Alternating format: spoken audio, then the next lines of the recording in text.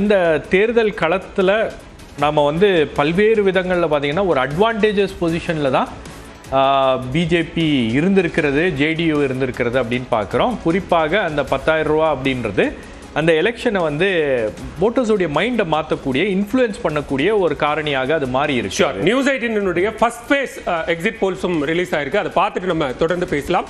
News 18 விரிவான துல்லியமான அந்த எக்ஸிட் போல் ஃபர்ஸ்ட் ஃபேஸ் மொத்தம் 243 தொகுதிகளில் முதற்கட்டமாக நடந்த 121 தொகுதிகளுக்கான அந்த எக்ஸிட் போல் முடிவுகள் வெளியாக இருக்கிறது. அந்த வகையில் என்டிஏவுக்கு அந்த 121 தொகுதிகளில் 60 70 இடங்கள் கிடைக்கும் என்கிற வாய்ப்பும், அதே போன்று மகா கத்பந்தன் கூட்டணிக்கு 45 55 இடங்கள் வரைக்கும் கிடைப்பதற்கான வாய்ப்பு இருப்பதாக நியூஸ் 18 மெகா எக்ஸிட் போல் முடிவுகள் சொல்கின்றன. இது ஃபர்ஸ்ட் ஃபேஸ் 121 தொகுதிகளில் முதற்கட்டமாக நடந்த அந்த இடங்களுக்கான எக்ஸிட் போல் முடிவுகளை நாம பார்க்கிறோம். இதுல பாஜக கூட்டணி முந்துகிறது.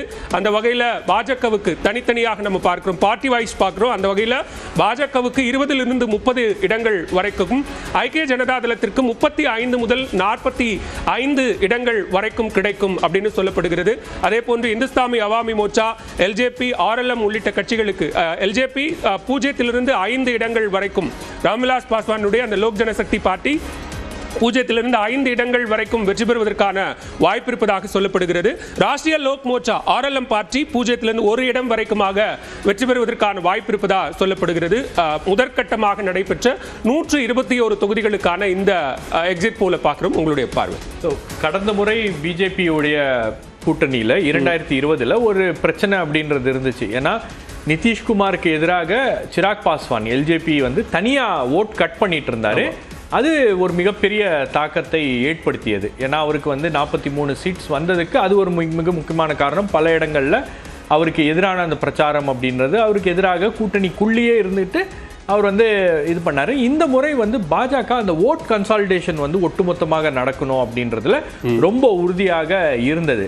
ஏன்னா தொடர்ச்சியாக அமித்ஷா பேசின பூத் கமிட்டி மீட்டிங்ஸாக இருக்கட்டும் அல்லது இன்டர்னல் மீட்டிங்ஸாக இருக்கட்டும், எல்லா இடத்துலையும் அவர் சொன்ன ஒரு விஷயம் என்னென்னா, மைய கருத்து என்னென்னா, ஓட்டு பிரியக்கூடாது, எக்காரணத்தை கொண்டும் நமக்கு வர வேண்டிய வாக்குகள் அப்படியே வரணும், அதில் எந்த விதமான ஒரு மாற்றமும் இருக்கக்கூடாது, எல்ஜேபி ஜேடியுக்குள்ளே இருக்கக்கூடிய அந்த இன்டர்னல் பிரச்சனையினால் வாக்குகள் சிதறிவிடக்கூடாது அப்படின்றதுல ரொம்ப தெளிவாக இருந்தாங்க.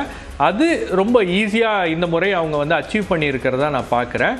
ஏன்னா உங்களுக்கு அது பண்ணாதான் உங்களுக்கு இந்த நம்பர்ஸ் வரும். ஏன்னா ஒரு க்ளோஸ் எலெக்ஷன், அதில் வந்து JSP Jan Suraaj party, Prashanth கிஷோருடைய party ஒரு தொகுதியில் அவங்க வந்து மேக்சிமம் எதிரணியில் இருக்கக்கூடிய வாக்குகளை பிரிச்சாங்கன்னா நமக்கு வர வேண்டிய வாக்குகள் வந்துச்சுன்னா ரொம்ப ஈஸியாக ஜெயிச்சிடலாம் அப்படின்ற ஒரு கணக்கு. ஏன்னா இது ஒரு க்ளோஸ் எலெக்ஷனாக மாறிடுச்சு. நீங்கள் முதல்ல